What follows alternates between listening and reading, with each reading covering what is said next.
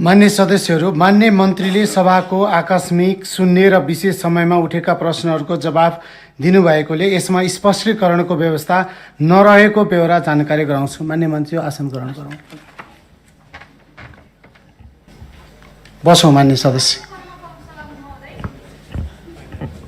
मान्य सदस्य बसौँ। मान्य सदस्य, हाम्रो नियमावलीले मान्य सदस्य हाम्रो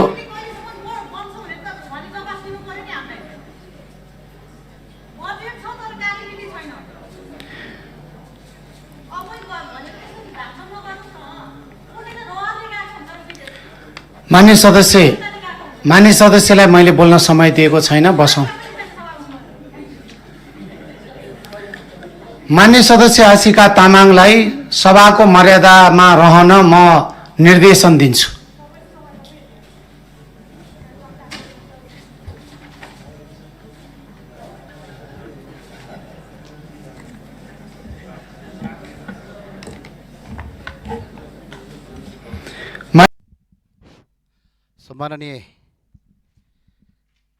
सम्माननीय सभामुखज्यू, आज विशेष गरेर हामी नेपालभन्दा अलिकति बाहिरको विषयवस्तु उठाउन चाहन्छु। आज ती लाखौँ नेपालीहरू जो आफ्नो घरको चुलो निम्न नदिन, छोराछोरीको भविष्य बनाउन र बाबुआमाको औषधि किन्न र परिवारको सपना पुरा गर्न आफ्नो देश छोडेर विदेशिएका छन् सभामुखज्यू। र आज हामी सबै नेपालीले सुन्नै पर्ने कुरा छ यो, किनभने यो कुनै सत्तापक्ष र प्रतिपक्षको विषयवस्तु होइन। परदेशमा जाने नेपालीको हातमा पासपोर्ट मात्र हुँदैन, घरको ऋण हुन्छ र आमाबुवाको आशा हुन्छ, श्रीमतीको भरोसा हुन्छ र छोराछोरीको भविष्य हुन्छ। तर आज त्यही नेपाली विदेश पुगेपछि ठगीमा पर्छ, अल्पत्र पर्छ, तलब पाउँदैन, सम्झौता अनुसार फरक काम गर्न ऊ बाध्य छ र यति धेरै मानसिक अवस्था आउँछ कि ऊ आत्महत्या गर्न बाध्य छ र नेपालमा रातो बाकस भएर फर्किनुपर्छ। सम्माननीय सभा महोदय, त्यो भएको हुनाले कति मान्छे छ त भन्दा हाम्रो नेपाल करिब जति अहिले हामी नेपालमा बस्छौँ यसको बराबरी छ। तर 70 लाखले मात्रै तपाईको अहिले तपाईको श्रम स्वीकृति लगेको रेकर्ड छ। तर रेकर्ड नभएको जोड्ने भने झन्डै 1 करोड मान्छे आज विदेशमा छ।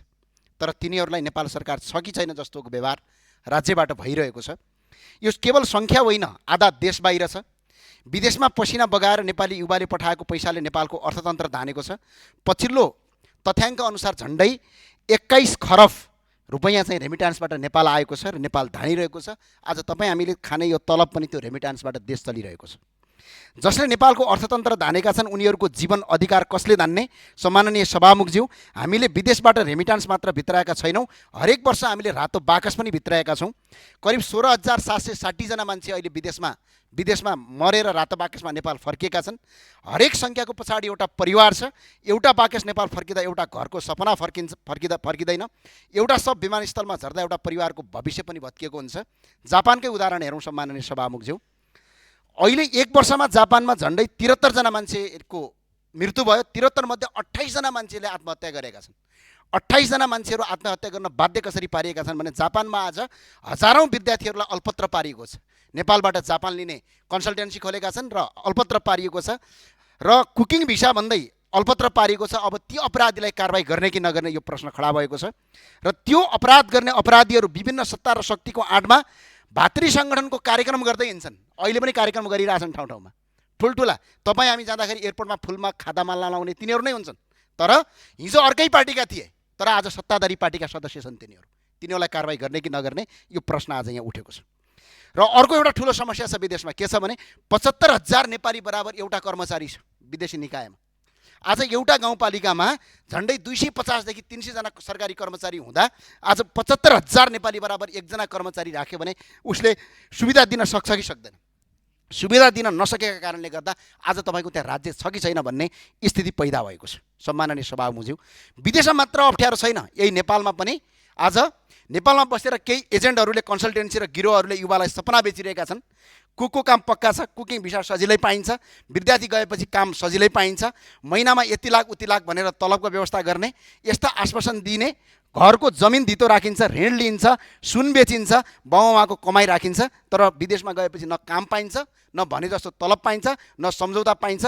कतिपयको आज पासपोर्ट रोकिएको छ, कतिपय आज ठगीमा परेका छन्। त्यही भएर सम्माननीय सभामुखज्यू, आज यो संसदमा म अपिल गर्न चाहन्छु, यो सत्ता पक्षको कुरा होइन, यो प्रतिपक्षको कुरा होइन र यो संसदमा बोलेर यहीँ सकिने कुरा पनि होइन।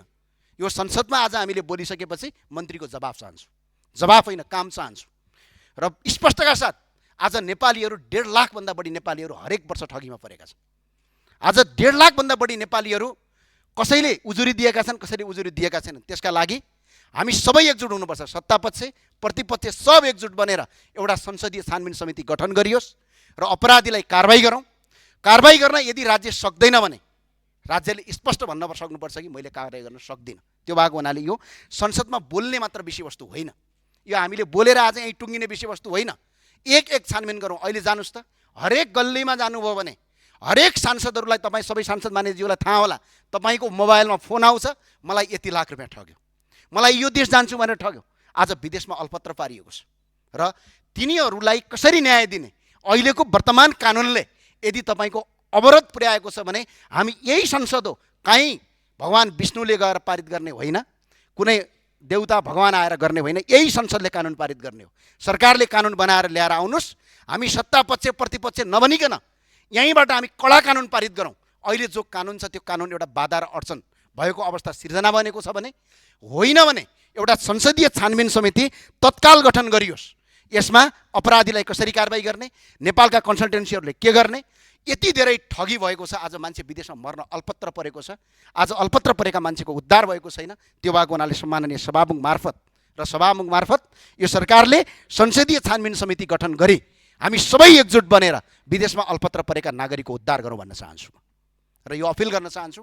र यो यदि फेरि भएन भने फेरि हामी यो आवाज उठाउँछौँ र आज जसरी पनि देश विदेशमा अल्पत्र परेका नेपालीहरूलाई उद्धार नगरिकन, ती नेपालीहरू सुरक्षित नभइकन नेपाल सुरक्षित हुँदैन। सम्माननीयज्यू, जहाँ नेपाल कतिखेर सुरक्षित हुन्छ भने उनीहरू सुरक्षित भयो भने उनीहरूको परिवार सुरक्षित हुन्छ, परिवार सुरक्षित भयो भने नेपाल सुरक्षित हुन्छ। म यही अपिल गर्न चाहन्छु, यही अनुरोध गर्न चाहन्छु। संसदीय छानबिन समिति अब आवश्यक ठहरिएको छ, त्यो संसदबाटै संसदीय छानबिन समिति घोषणा गरियोस्। हस्, धन्यवाद। सम्माननीय सभामुख महोदय, बडो दुःखका साथ भन्नुपर्छ यथार्थ कुरा।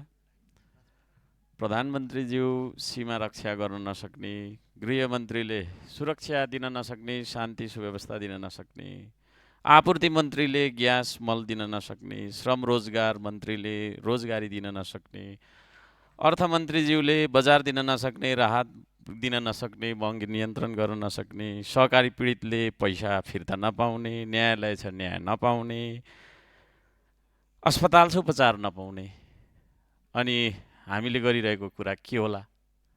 What are we doing? के गर्दैछौँ हामीले? यो प्रश्न म लगायत सबैजनालाई सोध्न चाहन्छु आज। अब हामीले संसदमा बोल्छौँ, सरकार संसदप्रति जवाफदेही बन्नुपर्छ भन्ने माग हिजोसम्म राख्यौँ। हिजो खुसी लाग्यो, सभामुखज्यूले निर्देशन पनि दिनुभएको छ। आशा गर्छु हाम्रो प्रधानमन्त्रीज्यू आएर हाम्रो प्रश्नको, हाम्रो भन्नाले हाम्रो पर्सनल केही छैन, जनताको प्रश्नको उत्तर उहाँले दफावार दिनुहुनेछ। प्रश्नको उत्तर उहाँले दिनैपर्छ।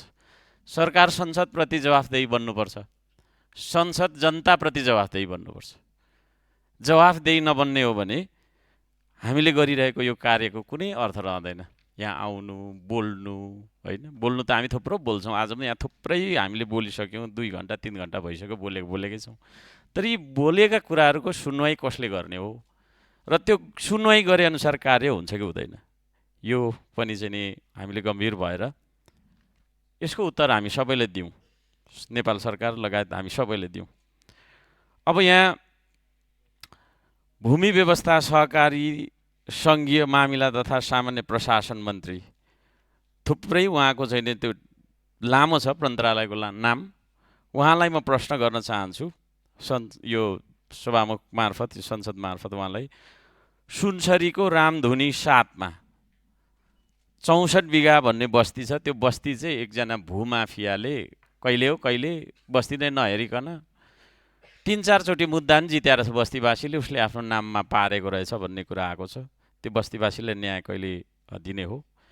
बराहा बचत तथा ऋण सहकारी संस्था धरानमा अरबौँ पैसा डुबेको छ बचतकर्ताको, त्यो पैसा कहिले पाउने हो?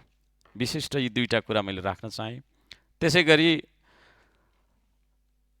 सुनसरी 1 लगायत देशैभरि हामीले योजनाका मागहरू लिस्टहरू बुझाएका छौँ सम्बन्धित मन्त्रालयहरूमा। ती योजनाका ठेक्काहरू कहिले लाग्छन् तुरुन्त लगाउनु पर्यो। कार्यविधि बनेको छैन, यस्तो बनेको छैन, उस्तो बनेको छैन भन्न पाउँदैन सरकारले।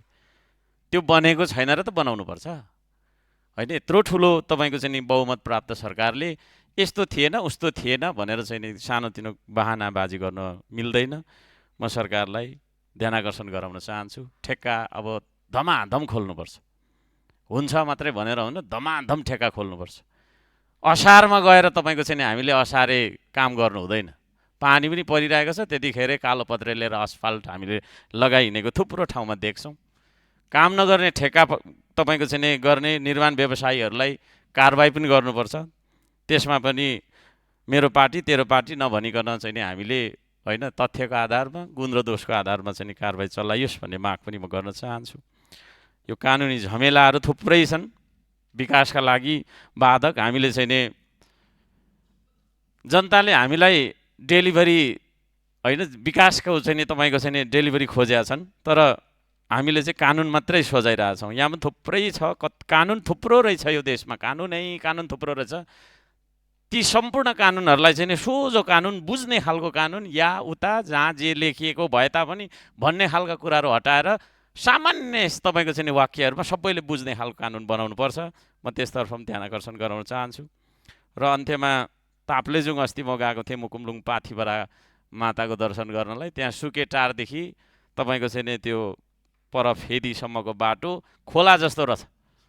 बाटो बनाउँदै गएको, श्रमदान गर्दै गएको होइन, ढुङ्गा पास गर्दै खाल्डाहरू पुर्दै बाटो तपाईँको चाहिँ नि के अरे त्यो तरिकाले गयौँ। त्यो बाटो चाहिँ तुरुन्त बनाउनुपर्छ भन्ने ध्यान आकर्षण गराउन चाहन्छु। धन्यवाद छ, नमस्ते।